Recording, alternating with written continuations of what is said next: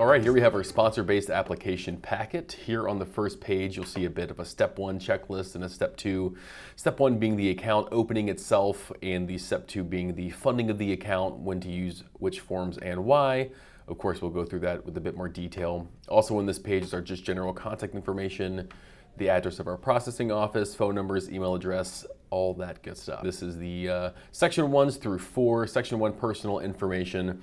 Pretty self-explanatory. Just please be sure to include name, date of birth, social, your legal address, your primary phone number, email address, marital status, and the current or most recent occupation as well. You can disregard this box up here as it's more of an internal use for my team here. Moving along, section 2, covering how would you like to receive your quarterly statements? You can do them online via the portal, or you can receive paper copies, which is a 10-year annual fee. We now have included the capability to not only call or email, but also text your mobile if you would like to elect and let NuView reach out with updates via text, email, and or both. Here lastly, how did you hear about us? Referred by, is it, in this case for a sponsor-based application, it's typically which investment sponsor sent you our way. Which investment are you going into that referred you to NuView? We like to, of course, keep track and reach out and thank them for any referred business. Moving along, section 3, account type. So this is where you're electing what type of account you would like to establish here at NuView. Typically, the account type is matching the IRA you already have at your previous or current custodian. Now, in the situation where you're rolling over funds from an old employer-sponsored plan, such as an old 401k or profit-sharing plan or something along those lines, 99% of the time I'd say it translates to a traditional IRA here. Of course, if you have any Roth contributions or Roth portions to your employer plan or old employer plan, you would also establish a Roth IRA here, as well as you are unable to, per the IRS, mix those funds together. So you just establish 2 accounts. But otherwise, it's a pretty straightforward traditional IRA, Roth, SEPs, Simples, beneficiary inherited IRAs, and of course your HSAs for those who are saving for their health, finances down the road. Account funding, section 4, you're going to fund this account via a contribution. So per the IRS, there is a limit of what you're allowed to contribute to an IRA. And if you're opening an IRA for the very first time, meaning you're not coming in with any funds at all or not transferring anything from anywhere else, the annual contribution would be your selection here typically, as well as the year for contribution. Here are the more common ones: transfer contributions. So if you're moving funds from another IRA at a different custodian, this would be your option here. Rollover contributions, say you're leaving your old 401k and they sent you a check of your retirement funds. This is your option here. You're looking to get those funds back into an account, an IRA, within 60 days. And then your direct rollover contribution is that the scenario if your employer sends the funds directly to NuView. So instead of them passing through your hands, they're coming directly to your new account here at NuView. Lastly, section 5, interested party designation. This could be an advisor, this could be a spouse, this is anyone who you would think would be reaching out to our team here at NuView to touch on any details about the account, check on the status of a transaction. Essentially, if they are not listed here in this section, we are unable to disclose any information about your account, as of course we want to keep everything secure and locked up here on our end for your benefit. And moving along to the next section, it is a continuation of that last interested party designation. So if you're coming over through a specific investment firm or advisor or broker dealer that you believe would like to have access to this account, or where you would like to grant them access to this account and any information if they call in, want to speak to my team, please list them here. These are typically groups, not individuals, that you would list here. This last little checkbox here, yes or no, is if you would like the interested parties that you list to have a login for their own online accounts, meaning they would have their own portal created and your account would show up in their portal and they would be able to see the activity as you would be able to see your own activity in your own portal. Next, moving on to section 6, we've got beneficiaries. So for the establishment of the account, we need at least one primary beneficiary listed, at least one. And that individual would be listed here with all the boxes here filled for the information requested for that individual. If it's a trust, if you'd like to list a trust as the beneficiary, that is totally fine. Just please be sure to also include a copy of the trust documents showing the establishment of the trust.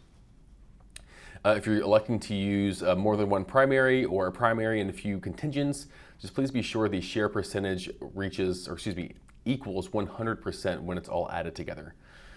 Here is a signature section for the account owner and a date. Now here in the spousal consent section, typically this is only used if your primary beneficiary is someone other than your spouse. He or she would then elect to sign and acknowledge that this is occurring when you're opening the account, and there's a few different exceptions here that you can read through as well. All right, moving into our sponsor-based fee schedule, you'll see there's the discounted annual fee of $185 charged upon the account opening and annually thereafter. Each asset held within that account is $50 per asset each year, with a maximum asset holding fee of $250, meaning if you hold more than 5 investments in the account, the asset holding fee does cap at $250. Miscellaneous fees, you see the account establishment fee of $50. That is one time, and then the rest of the miscellaneous fees of overnight mail requests, paper statements, wire fees, whatever it may be, you'll see here listed as well. You have the option of listing either a credit card to keep on file or to have the fees deducted from any cash that is not currently invested in the account to cover these fees. And of course, we do send out any fee statements for any balance of fees that may be listed on the account to your email address or to your client's email addresses to ensure they are in the know of how much they may owe on the account, if any, at all. Moving on to the funding document. So that step one is to get the account opened. You do that with the application along with a copy of your driver's license. Moving on to the funding of the account itself, typical 2 options. This first one is a transfer form. So if you have an IRA already established at a different custodian, this is the form you're using. If you plan on using funds in that IRA to then fund this IRA, this document facilitates that transfer. Excuse me. Section 1, personal information, pretty self-explanatory. If you're new to NuView, this is your first time ever funding the account, first time opening the account, you can leave this NuView account number section blank, as we will complete it on your behalf before sending this off to your current custodian. Section 2, current custodian or trustee information. So who currently holds your funds or holds your IRA? What's your account number there? Any department address, city, state, zip, phone number. Is this account inherited? Meaning, did you inherit this? Were you the beneficiary of a previous IRA that you then inherited? If so, yes. If not, no. Type of account here is important as well. We want to make sure the funds are coming from a like account. So if you have a traditional at the current custodian, you're establishing a traditional here at NuView. You click this here, and we make sure that they're going from the same account type to same account type, same with the Roth, so on and so forth. Section 3, transfer details. So are you moving over cash? This is pretty common here. They're opening the account at NuView because they'd like to go into an investment that we have on our platform. They're sending cash over to fund this account and then fund the investment. In this case, it'd be option 1. Is it a full, complete transfer of everything in that account just to liquidate and turn into cash and then send the proceeds to your new account here at NuView? Or if it's partial, select this option, send only, and then identify the exact amount you'd like this to request. How would you like funds sent, via check or wire? Option 2 is now if you're moving over cash, but also you have an investment you'd like to move over to maybe consolidate into one account here at NuView, this would be your option 2 here. Or say your current custodian is resigning and is no longer holding the position, and you're looking for a new home, option 2, in-kind transfer would also be your option. Similar, complete or partial, meaning send everything in the account or send only the assets listed here below. How would you like this request sent to your current custodian, standard mail or overnight mail? If they do accept fax copies, we do elect to make the quicker fax option here and send it to them directly via fax. Asset description, if you're bringing only cash over, you can just list cash here and the amount if you have the exact amount. If not, no worries. Option 2, if you're bringing over assets, you list XYZ LLC Fund 1 and the amount, the current value of that investment, or the amount of shares that you'd like to bring over. Signature and acknowledgement here is where you as the account holder sign off.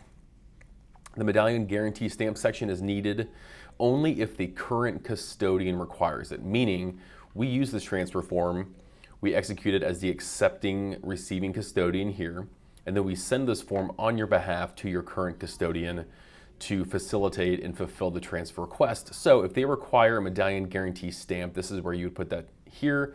I always encourage you guys to reach out directly to the current custodian to confirm whether or not they require an original or a medallion stamp, as that those are parameters set by them, not by NuView. This acceptance of receiving custodian, please disregard. This is internal use. This is where we sign off before we send it to the current custodian. Moving on lastly, so anything that's coming from an account that's not an IRA, say it's an old 401k, an old, a past previous employer's, participant plan, excuse me. This would be used for any past employer plans, anything that was not an IRA that you're rolling funds from. It's set up in a very similar style as the transfer form itself, with Section 1 being personal information, Section 2 being who's the current custodian trustee. The only difference here really being the type of plan that now gives you options to select 401k or other types of employer-sponsored plans. Section 3, rollover details.